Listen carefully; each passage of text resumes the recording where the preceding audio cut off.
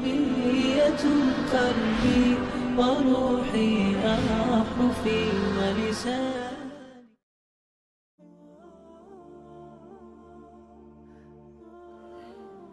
بسم اللہ الرحمن الرحیم. السلام علیکم. میرا نام ہے کلیم اللہ اور آپ دیکھ رہے ہیں سنہرے الفاظ. ایک مرتبہ ہارون رشید رحمۃ اللہ علیہ حج کو جا رہے تھے. راستے میں کوفہ میں چند روز قیام کیا. جب وہاں سے روانگی کا وقت ہوا تو لوگ بادشاہ کی سواری کی سیر کے شوق میں شہر سے باہر بہت سے جمع ہو گئے. بہلول مجنون بھی پہنچ گئے اور راستے میں ایک کوڑی پر بیٹھ گئے. بچے اس کو ہر وقت ستایا ہی کرتے تھے. ڈلے مارتے، مذاق کرتے، حسب دستور ان کے گرد جمع ہو گئے. جب بادشاہ کی سواری قریب آئی تو بچے تو سب ادھر ادھر ہو گئے. انہوں نے زور سے آواز دے کر کہا، اے امیر المؤمنین، اے امیر المؤمنین. ہارون رشید نے سواری کا پردہ اٹھایا اور کہنے لگے، لبیک یا بہلول، لبیک یا بہلول. بہلول میں حاضر ہوں، بہلول میں حاضر ہوں. کہو کیا کہتے ہو؟ انہوں نے کہا، مجھ سے یہ ایمن نے حدیث بیان کی کہ حضرت قدامہ رضی اللہ تعالیٰ عنہ یہ کہتے ہیں کہ جب حضور اقدس صلی اللہ علیہ وسلم حج کو تشریف لے جا رہے تھے تو میں نے منع میں آپ کو ایک اونٹ پر سوار دیکھا جس پر معمولی کجاوہ تھا. نہ لوگوں کو سامنے سے ہٹانا تھا، نہ ہٹو بچوں کا شور تھا. امیر المؤمنین، تیرا بھی اس سفر میں تواضع سے چلنا تکبر سے چلنے سے بہتر ہے. ہارون رشید یہ سن کر رونے لگے. پھر کہا، بہلول کچھ اور نصیحت کرو، اللہ تعالیٰ شانہ تم پر رحم کرے. بہلول نے یہ سن کر 2 شعر پڑھے جن کا ترجمہ یہ ہے کہ مان لے، تسلیم کر لے کہ تو ساری دنیا کا بادشاہ بن گیا اور ساری دنیا کی مخلوق تیری مطیع ہو گئی. پھر کیا ہوا؟ کل کو تو بہرحال تیرا ٹھکانہ قبر کا گڑھا ہے. ایک ادھر سے مٹی ڈال رہا ہوگا، ایک ادھر سے مٹی ڈالتا ہوگا.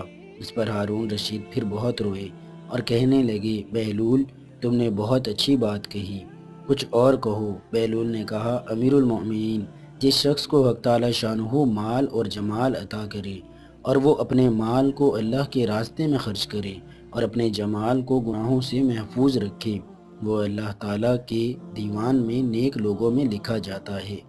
ہارون رشید نے کہا، تم نے بہت اچھی بات کہی، اس کا صلہ انعام ملنا چاہیے.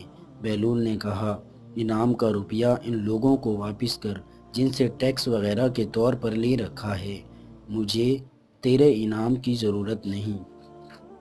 ہارون رشید نے کہا کہ اگر تمہارے ذمے کسی کا قرض ہو تو میں اس کو ادا کر دوں. بہلول نے کہا کہ امیر المؤمنین، قرض سے قرض ادا نہیں کیا جاتا، یعنی یہ روپیہ جو تیرے پاس ہے یہ خود دوسروں کا حق ہے جو تیرے ذمے ان کا قرض ہے. حق والوں کا حق واپس کرو، پہلے اپنا قرضہ ادا کرو، پھر دوسروں کے قرضے کو پوچھنا. ہارون رشید نے کہا، تمہارے لیے کوئی وظیفہ مقرر کر دیں جس سے تمہارے کھانے کا انتظام ہو جائے. بہلول نے کہا کہ میں اور تم دونوں اللہ تعالیٰ شانہ کے بندے ہیں، یہ محال ہے کہ وہ تمہاری روزی کا تو فکر رکھے اور میری روزی کا فکر نہ فرمائے. اس کے بعد ہارون رشید نے سواری کا پردہ گرایا اور آگے چل دیے. ہارون رشید رحمۃ اللہ علیہ کی مشہور بات ہے کہ نصیحت کے سننے پر بہت کثرت سے رویا کرتے تھے. ایک مرتبہ حج کو جا رہے تھے تو سعدون مجنون راستے میں سامنے آ گئے اور چند شعر پڑھے جن کا مطلب یہی تھا کہ مان لو تم ساری دنیا کے بادشاہ بن گئے ہو، لیکن کیا آخر موت نہ آئے گی؟ دنیا کو اپنے دشمنوں کے لیے چھوڑ دو.